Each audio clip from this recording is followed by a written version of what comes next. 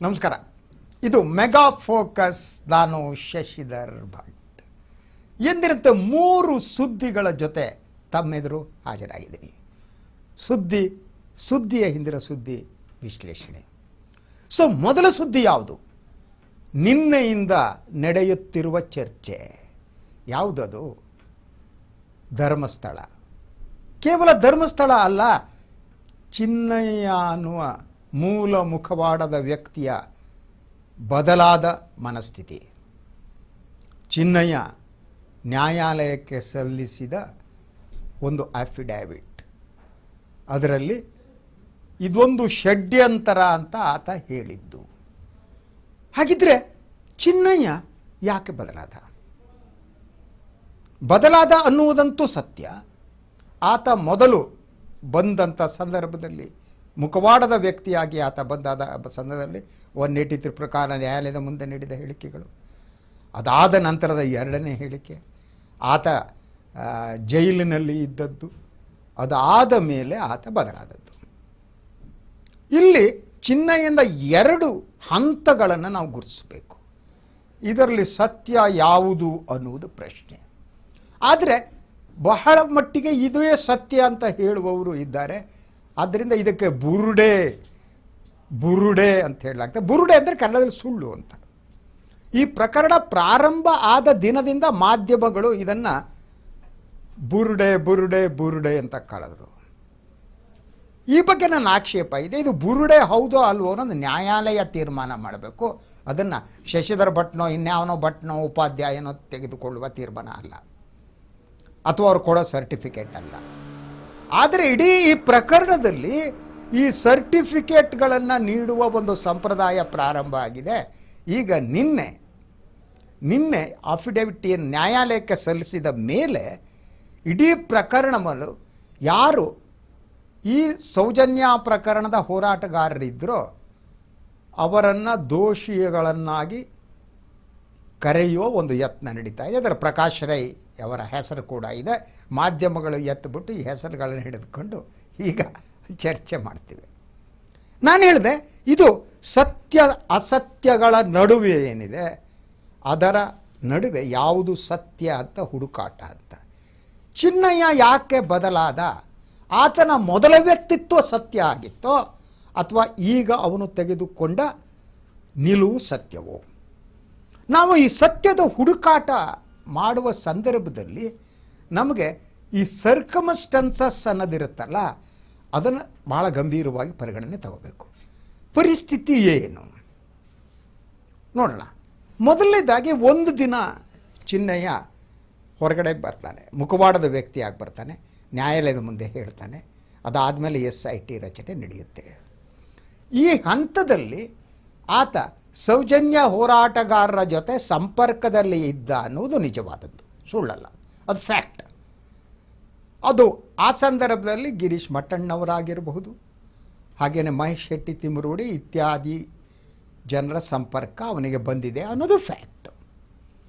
ಆ ಸಂದರ್ಭದಲ್ಲಿ ಕೆಲವು ಹೋರಾಟಗಾರರು ಏನಿದ್ದಾರೆ, ಅಥವಾ ಸೌಜನ್ಯ ಪ್ರಕರಣ ಇರಲಿ, ಧರ್ಮಸ್ಥಳದ ಹೆಣಹೂತ ಪ್ರಕರಣ ಮತ್ತು ಹೆಣ ಸಾಗಿಸಿದ ಪ್ರಕರಣ ಇದೆಯಲ್ಲ, ಅದರ ಸತ್ಯ ಬರಬೇಕು ಅಂತ ಯಾರು ಹೋರಾಟ ಮಾಡ್ತಾ ಇದ್ದಾರೋ ಅವರ ಜೊತೆನೂ ಕೂಡ ಚಿನ್ನಯ್ಯನಿಗೆ ಸಂಪರ್ಕ ಬಂದಿರಬಹುದು.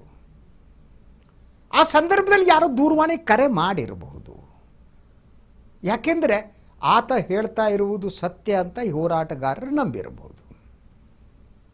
ಆದರೆ ಈಗ ಆತ ನ್ಯಾಯಾಲಯಕ್ಕೆ ಸಲ್ಲಿಸಿರುವಂಥ ಅಫಿಡವಿಟ್ನಲ್ಲಿ ಇದು 200 ಕೋಟಿ ರೂಪಾಯಿ ಅಂತ ಹಣದ ವ್ಯವಹಾರದ ಪ್ರಶ್ನೆ ಮಾಡ್ತಾನೆ ಅವನು.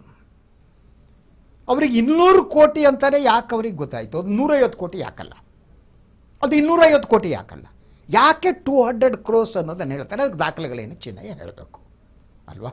That you will have to clarify. ಇದೊಂದು ಷಡ್ಯಂತರ ಅಂತ ಅನ್ನೋದಾಗಿದ್ದರೆ, ಈ ಷಡ್ಯಂತರದಲ್ಲಿ ಈ ಚಿನ್ನಯ್ಯ ಎನ್ನುವ ವ್ಯಕ್ತಿ ಇದ್ದಕ್ಕಿದ್ದ ಹಾಗೆ ಪಾಲುದಾರನಾದ ಹೇಗೆ, ಮತ್ತು ನ್ಯಾಯಾಲಯದ ಮುಂದೆ ಅವನು ಯಾವ ಒತ್ತಡದಿಂದ ಹೋಗಿ ಹೇಳಿರ್ತಾನೆ?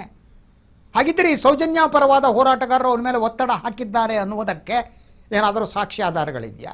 ಕನ್ಸರ್ನಿಂದ ಸಂಪರ್ಕಿಸುವುದು ಬೇರೆ, ಒತ್ತಡ ಹಾಕಿ ಒಂದು ಷಡ್ಯಂತರವನ್ನು ರೂಪಿಸುವುದು ಬೇರೆ. ಇದು ಒಂದು ಷಡ್ಯಂತರ ಅಂತ ಹೇಳುವುದಾದರೆ ಇದನ್ನು ಈ ಪ್ರಕರಣವನ್ನು ಎರಡು ಭಾಗವಾಗಿ ನೋಡೋಣ.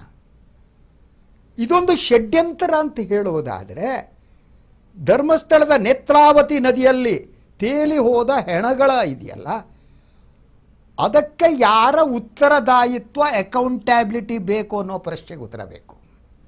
ಅದರ ಜೊತೆಗೆ ಈ ಒಂದು ಯಾವುದ್ಯಾವುದೋ ಅನ್ಐಡೆಂಟಿಫೈಡ್ ಶವಗಳು ಸಿಕ್ಕಿವೆ, ಅದರ ತನಿಖೆ ಅದಾರು ಸತ್ಯ ತಾನೇ. ಆದ್ದರಿಂದ ಇಡೀ ಈ ಪ್ರಕರಣವನ್ನು ಕೇವಲ ಷಡ್ಯಂತರದ ಪ್ರಕರಣವಾಗಿ ನೋಡ್ತಿರೋ, ಅಥವಾ ಅಲ್ಲಿ ಧರ್ಮಸ್ಥಳದಲ್ಲಿ ಅಸುನೀಗಿದವರಿದಾರಲ್ಲ, ಅವರ ಕುಟುಂಬದವರ ಕಣ್ಣೀರಿದೆಯಲ್ಲ, ಅವರ ಅಸಹಾಯಕತೆ ಇದೆಯಲ್ಲ, ಅವರಿಗೆ ನ್ಯಾಯ ದೊರಕಬೇಕು ಅನ್ನೋದು ಇದೆಯಲ್ಲ, ಅದಕ್ಕೆ ಉತ್ತರ ಕೊಡುವವರು ಯಾರೋ, ಅದು ಯಾರ ಜವಾಬ್ದಾರಿ. ಅಂದರೆ ಇದೊಂದು ಷಡ್ಯಂತರ ಅಂತ ಹೇಳುವ ಮೂಲಕ ಹೆಣಹೂತ ಪ್ರಕರಣ ಮತ್ತು ಹೆಣ ಸಾಗಾಣಿಕೆ ಮಾಡಿದ ಪ್ರಕರಣವನ್ನು ಮುಚ್ಚಿ ಹಾಕುವುದಿದೆಯಲ್ಲ, ಮುಚ್ಚಿ ಹಾಕುವ ಎತ್ತ ನಡೀತಾ ಇಲ್ಲ ಅಂತ ಹೇಳೋದು ಹೇಗೆ? That's one thing. ಈ ಪ್ರಶ್ನೆ ಈ ಪ್ರಕರಣದ ವರದಿಯಲ್ಲಿ ಬಹಳ ಸ್ಪಷ್ಟವಾಗಿ ಬುರುಡೆ ಮತ್ತು ಷಡ್ಯಂತರದ ಆ್ಯಂಗಲ್ಗಳಲ್ಲೇ ಇದರ ಪ್ರಚಾರ ನಡೆಯುವಂತೆ ವ್ಯವಸ್ಥಿತವಾಗಿ ನೋಡಿಕೊಳ್ತಾ ಇರುವವರು ಯಾರು? ಮಾಧ್ಯಮಗಳು ಇದನ್ನು ಬಿಟ್ಟು ಈಗ ಅದು 70 ಹೆಣ ಇರಲಿ, 100 ಹೆಣ ಇರಲಿ, what ever it may be, ಅಲ್ಲಿ ಸಿಕ್ಕಿರುವ ಹೆಣಕ್ಕೆ ಸಂಬಂಧಪಟ್ಟಂತೆ ತನಿಖೆ ನಡಿಬೇಕು ಅಂತ ಯಾಕೆ ಮಾಧ್ಯಮಗಳು ಮಾತನಾಡ್ತಾ ಇಲ್ಲ? ಕೇವಲ ಷಡ್ಯಂತರದ ಆ್ಯಂಗಲ್ನ ನೋಡ್ತೇವೆ, ಬುರುಡೆ ಬುರುಡೆ ಅಂತೇಳಿ. ಇವರು ಯಾಕೆ ಬುರುಡೆ ಬಿಡ್ತಿದ್ದಾರೆ? ಈ ಪ್ರಶ್ನೆಗೆ ಉತ್ತರ ಬೇಕು. ಸೊ ಇನ್ನೊಂದು, ಚಿನ್ನಯ್ಯ ಆತ ಏನು ಜೈಲಿನಿಂದ ಬಿಡುಗಡೆ ಆದಮೇಲೆ ಆತ ಇರುವುದು ಎಲ್ಲಿ? ಕರ್ನಾಟಕದ ಜನತೆ ಗೊತ್ತಾಗಬೇಕು. ಆತ ಎಲ್ಲಿದ್ದಾನೆ, ಆತ ಯಾರ್ಯಾರ ಜೊತೆ ಸಂಪರ್ಕವನ್ನು ಇಟ್ಟುಕೊಂಡಿದ್ದಾನೆ, ಯಾರು ಅವನಿಗೆ ಹಿಂದೆ ನಿಂತು ಯಾರಾದರೂ ಡಿಕ್ಟೇಟ್ ಮಾಡ್ತಿದ್ದಾರ ಚಿನ್ನಯ್ಯನಿಗೆ? ಹಾಗೆ ಡಿಕ್ಟೇಟ್ ಮಾಡ್ತಾ ಇದ್ದರೆ ಅವ್ರು ಯಾರು? ಯಾರ ನಿರ್ದೇಶನದಂತೆ, ಯಾರ ಸೂಚನೆಯಂತೆ ಚಿನ್ನಯ್ಯ ಈಗ ನ್ಯಾಯಾಲಯದ ಮುಂದೆ ಅಫಿಡವಿಟ್ ಹಾಕಿದ್ದಾನೆ. ಅದರಲ್ಲಿ ಇನ್ನೊಂದು ಪ್ರೇಯರ್ ಇದೆ, ನ್ಯಾಯಾಲಯಕ್ಕೆ ಸಲ್ಲಿಸಿರುವ ಮನವಿಯಲ್ಲಿ. ಅದೇನು ಅಂದರೆ SIT ಸಲ್ಲಿಸಿರುವಂಥ ವರದಿ ಏನಿದೆಯಲ್ಲ, ಆ ವರದಿಯ ಅಂಶಗಳನ್ನು ಬಹಿರಂಗಪಡಿಸಬೇಕು ಅಂತ ಕೇಳ್ತಿದ್ದಾನೆ. ಇದು ಷಡ್ಯಂತರ ಅಂತ ಆಗಿದ್ದರೆ, ಅವನು ಹೇಳ್ದಂತೆ ಆಗಿದ್ದರೆ, ಅವನಿಗೆ SIT ವರದಿ ಕಟ್ಕೊಂಡು ಏನಾಗಬೇಕು? ಅವನಿಗೆ SIT ವರದಿ ಕಟ್ಕೊಂಡು ಏನು ಮಾಡ್ತಾನೆ? ಅವನು ಏನು ಸಂಬಂಧ ಇದೆ ಅವನಿಗೆ? ಷಡ್ಯಂತರ ಅಂತ ಹೇಳಿದೆಯಾ? 200 ಕೋಟಿ ಅವರೇನೋ ಫೋನ್ ಮಾಡಿದ್ರು, 4-6 ಜನರ ಹೆಸರನ್ನ ಎಳಿತಾ ಇದೆಯಾ ನೀವು? ಅಲ್ವಾ? ಸೊ ಹಾಗಿರಬೇಕಾದ್ರೆ ಆ SIT ವರದಿಯಲ್ಲಿ ಹೆಣ ಇದೆ ಅಂತಿರ್ಬೋದು, ಇಲ್ದಿರೋದಂತಿರ್ಬೋದು, ಆ ಪ್ರೇಯರ್ ಮಾಡೋ ಉದ್ದೇಶ ಏನು? ಇನ್ನು ಯಾರೋ ಅವನಿಗೆ ಸೂಚನೆ ಕೊಟ್ಟು ಈ ಒಂದು ಅಫಿಡವಿಟ್ ಹಾಕ್ಸಿರ್ಬೇಕು. ಅವ್ರು ಯಾರು? ಯಾಕೆ ಸೂಚನೆ ಕೊಟ್ಟಿರಬೇಕು ಅಂದರೆ, SIT ಈಗ ನ್ಯಾಯಾಲಯಕ್ಕೆ ಸಲ್ಲಿಸಿರುವ ವರದಿ ಏನಿದೆ, ಆ ವರದಿಯಲ್ಲಿರುವ ಅಂಶಗಳು ಯಾರನ್ನೋ ಹೆದರಿಸಿದೆ, ಯಾರಿಗೋ ಭಯವನ್ನು ಉಂಟು ಮಾಡಿದೆ. ಸೊ ಆ SITಯ ವರದಿಯಲ್ಲಿ ತಮ್ಮ ಹೆಸರು ಇರಬಹುದು ಅಂದುಕೊಂಡು ಯಾರೋ ಬೆದರಿದ್ದಾರೆ. ಅವರು ಚಿನ್ನಯ್ಯನನ್ನು ಬಳಸ್ಕೋತಾ ಇರಬಹುದಲ್ವ?